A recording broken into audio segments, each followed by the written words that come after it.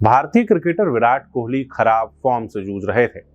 Form इतना खराब कि कभी एक के बाद एक शतक लगाने वाले विराट कोहली को शतक पूरा किए हुए साल हो गए थे।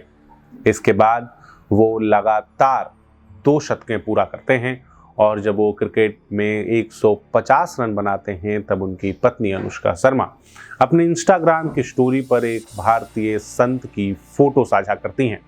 एक संत जिसकी कहानी स्वयं मार्क जुकरबर्ग और स्टीव जॉब्स भी सुनाते हैं। एक संत जिसका जन्म उत्तर प्रदेश और आश्रम उत्तराखंड में है, लेकिन उनका परिवार आज भी मध्य प्रदेश की राजधानी भोपाल में रहता है। नमस्कार, मैं सौरभ कुमार, आप देख रहे हैं आयुध और हमारे आज के पॉजिटिव न्यूज में हम आपको कहानी सुनाएंगे नीम करौली बाबा की। नीम करौली बाबा जिनके देहांत को काफी लंबा समय हो गया है, लेकिन आज भी उनके चमत्कार की कहानियां किसी से छुपी नहीं हैं।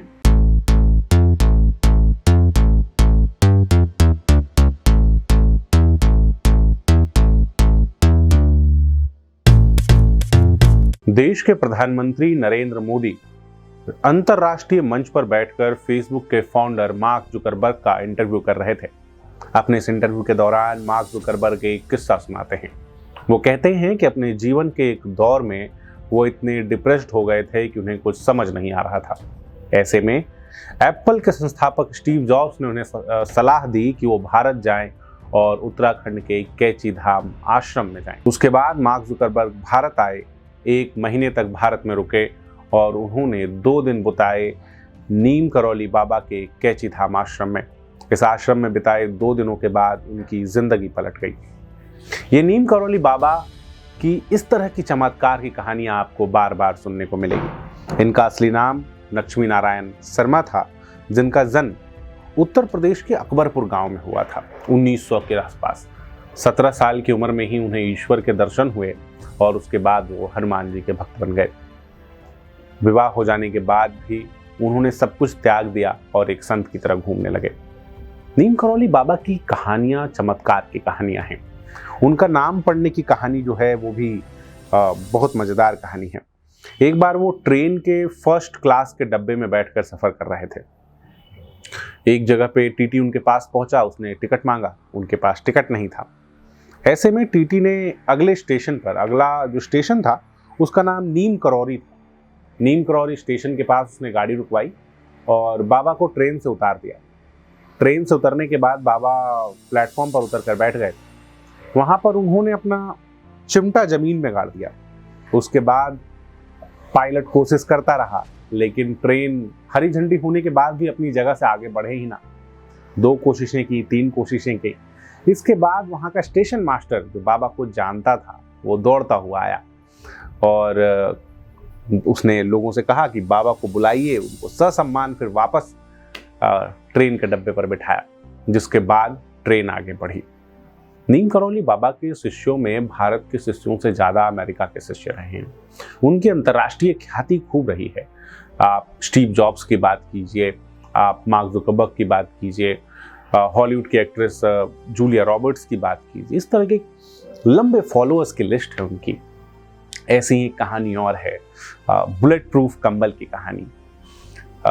ये कहानी ऐसी है जिसे सुनने के बाद आपके शरीर में सिहरन आना एक आम सी बात है।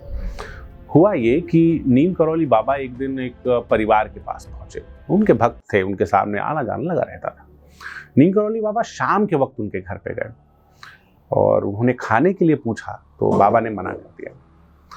उन्होंने कहा मुझे खाना नहीं खाना, और उन्होंने अपना कंबल लपेटा अपने शरीर में और एक कोने में जाकर सो गए। इस दिन नीम करौली बाबा रात भर कराहते रहे। ऐसा लग रहा था जिसे उन्हें बहुत दर्द हो रही है, बहुत पीड़ा हो रही है। परिवार ने उनसे पूछने की कोशिश भी की, लेकिन उन्होंने कुछ नहीं बताया। अगले दिन सुबह परिवार डर में था कि बाबा के स्वास्थ्य को क्या हो गया, रात भर कराह क्यों रहे थे, खाना भी नहीं खाया। नीम करौली बाबा ने अपने कंबल की तहें की, उसको मोड़ा और कंबल उनके हाथ में दिया और कहा कि सुनो, इसे ले जाके प्रवाहित कर दे। जब उस परिवार ने कंबल उठाया तो उसके अंदर ऐसा बहुत भारी था वो कंबल, ऐसा लग रहा था कि इसके अंदर लोहे के टुकड़े रखे हैं।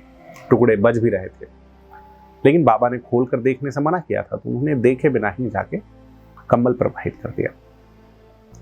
उनका एक उस समय द्वितीय विश्व युद्ध चल रहा था। उस परिवार का एक बेटा आर्मी में था और वो विश्व युद्ध में लड़ने के लिए गया हुआ था। 1 महीने बाद उनका बेटा वापस आया, बात हुई। बेटे ने बताया कि उसकी जिंदगी बच गई, लक्की उसकी जान बच गई। उन्होंने कहानी पूछी क्या हुआ, तो बेटे ने बताया कि उसकी जो टुकड़ी है वो जर्मन टुकड़ी के बिल्कुल सामने आ गई थी। रात भर गोलीबारी चली, उसके आसपास के सब लोग मारे गए, लेकिन उसे एक गोली छू कर भी नहीं निकल पाई। ऐसा लग रहा था कि उसके सामने कोई दीवार खड़ी है, उसके सामने से जो गोली आती थी वो हट जाती थी। ये सुनते के साथ उस परिवार को उस रात की याद आ गई। उस परिवार को कंबल के अंदर के उस लोहे का मतलब समझ में आ गया। नीम करौली बाबा का जीवन इसी तरह की कहानियों से भरा है और भारत इस तरह के संतों से भरा है, जो संत आपके मन में विश्वास जगाते हैं, जो संत आपको बताते हैं कि भक्ति में, श्रद्धा से कुछ भी संभव है। अगर आपको नीम करौली बाबा की कहानी अच्छी लगी और इस तरह की स्टोरीज जो आपके चेहरे पर मुस्कान लाने आप लगातार सुनते रहना चाहते हैं, तो हमारे चैनल को सब्सक्राइब कर लीजिए। इसके साथ ही हम फेसबुक, ट्विटर और इंस्टाग्राम पर भी उपलब्ध हैं।